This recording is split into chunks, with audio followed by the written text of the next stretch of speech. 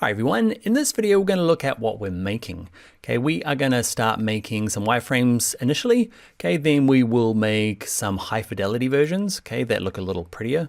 That one's actually pretty messy. Let's look at this one here. Okay, see the screens down the bottom. Okay, so we're going to work on these. We're going to build styles, components, all sorts of goodness. Let's have a look at one of the mock-up versions. So yeah, it's this is going to be what we make. We'll design it, we'll add some interactivity, we'll make a form, people can purchase stuff. It's going to follow our brief, both our persona and our task flow. So let's talk about what those things are. So we are going to focus on the software of Figma, but I will throw in some kind of general UX design advice for people that are quite new. So what are we working to? We've got a company called Scott Headphones that wants us to design a few pages for this task flow. The task flow here, in this case, is they want a home page that goes to some features about the product. Those that product can be added to a checkout, and then once the credit card details are filled in, confirmation. So that's what they've asked us to build. They've given us a persona. So let's quickly talk about what a persona is. So this is just a bare bones kind of persona. They can run to one whole page, two whole pages, but this is going to be enough for this particular course. And what is it for? So I'll read it out. You can read, but our ideal customer is a woman named Sarah. Sarah's in her 20s. She has a bachelor's degree. She works for herself. She's married with kids, and she lives in Ireland. She has never bought anything like this before, and some of her concerns is that she is very eco-environmentally and waste conscious. So why do we have a persona? It's to allow us to be specific, okay? Not specifically to Sarah herself. Sarah is representative of a type of person, okay? A group of people that are going to be using this website. And it helps me distance myself. Otherwise, I end up building things that I would like, okay, based on my own history and the way I know the product. So this gives me boundaries. Otherwise, you end up either designing for yourself or for everybody, and then nobody wins, okay? Because you end up with this generic thing that doesn't actually work for the target audience. So our persona helps us define that audience. It also helps when you are dealing with the client or stakeholders as well, because you can detach your own kind of personal preferences. Like, I want brush script, they want Times New Roman. But what does Sarah want? Like, we need to have empathy for her and her situation and her experience with the product. And it helps with those conversations to be separated from what Dan likes as the designer, what the client likes as her or himself. And let's talk about what's right for Sarah. And that's through to like color, fonts, language, types of imagery, organization of information, like what features should be shown earlier based on, you know, some of the preferences she has and some of the knowledge of the product. Now, this is just like a super quick overview of persona. We're kind of learning UX design here in Figma. Okay, a UX researcher, okay, will spend a lot more time and potentially produce, a lot more documentation around and understand Sarah a lot more than kind of what we've done here. So I guess that's a kind of a broad overview if you're new. And if you are new, my advice to you is to spend some time, okay, now or after this course, researching personas, what they're for, okay, so to get a better understanding and just know that this is a very simplified version of it, but good for what we need for this course.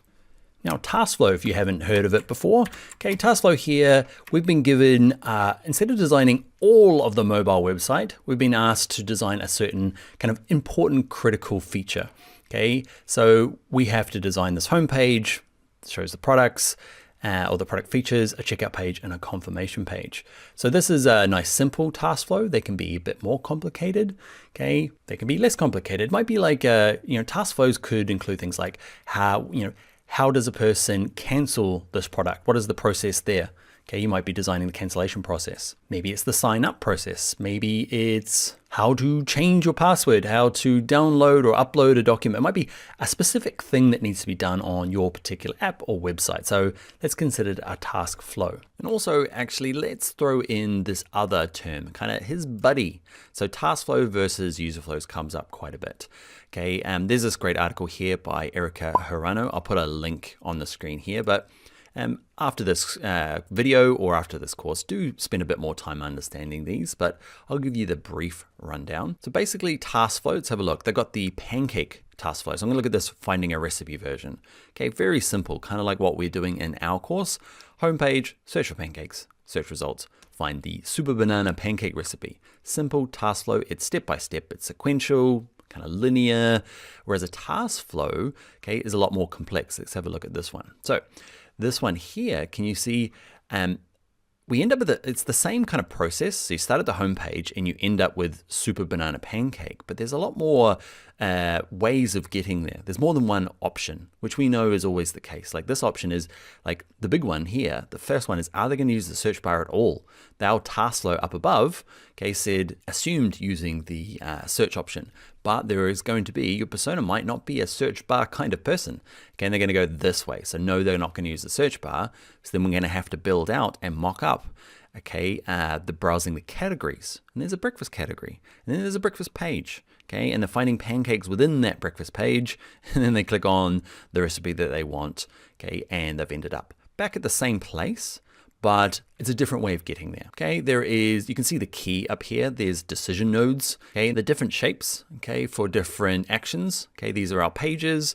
These are interactions between the user and the interface, and these are decisions. And I've got the start and stop there. So user flows are more complex, show different options. So you've got to make sure that you are designing for the right thing. If you're designing a user flow, it's going to have more to it and a bigger job, whereas a task flow can be quite a simple boundaried option. Now you will have task flows within this user flow. Can you still see our homepage, search results, banana is still there? Okay, it's just kind of baked into this more complex or different pathway that the user might follow. A user flow will help you find more things like any sort of dead ends or where people get stuck in a loop or don't know where to go anymore. Okay, so yeah, that's the brief user flow versus task flow. Another thing to mention is that we've been asked to design a mobile website version of this, not an app. So an app, you just have, you know, the one mobile size screen. Okay, because it's a mobile website, it means you're probably going to have to design out not only the mobile version, but maybe a tablet and a desktop version as well. So that can often catch you out when you're new and you're like, somebody asks you to design a desktop website, you're going to have to, the developer's going to want to see what, you know, how the site breaks down to a mobile version or up into a desktop version. So take that into account, but our focus here is the mobile version. And lastly, this is a pretty bare bones in terms of, you know, we've got a persona, we've got a company name and a task flow, but often a brief can be a lot bigger than this, okay? Like designing a whole website, and sometimes you can get a lot of details around it.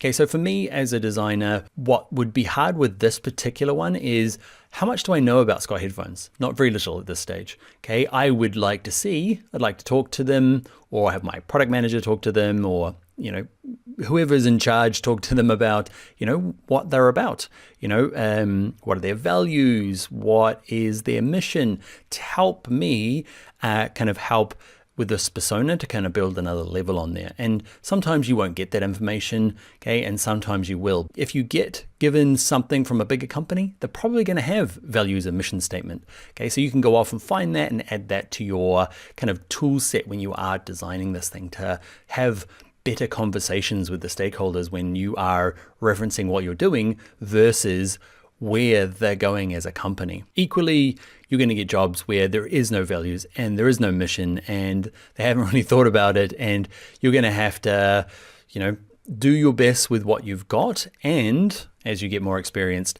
push back for those types of things. It's probably conversations that I want to have more and more, the more experienced I get, like not just a persona, but like, why are we doing this? Where is the direction we're going? Okay, you know, who am I helping? Why are we helping? To really influence my design work. But anyway, this is a good starting point for this course. Let's move on.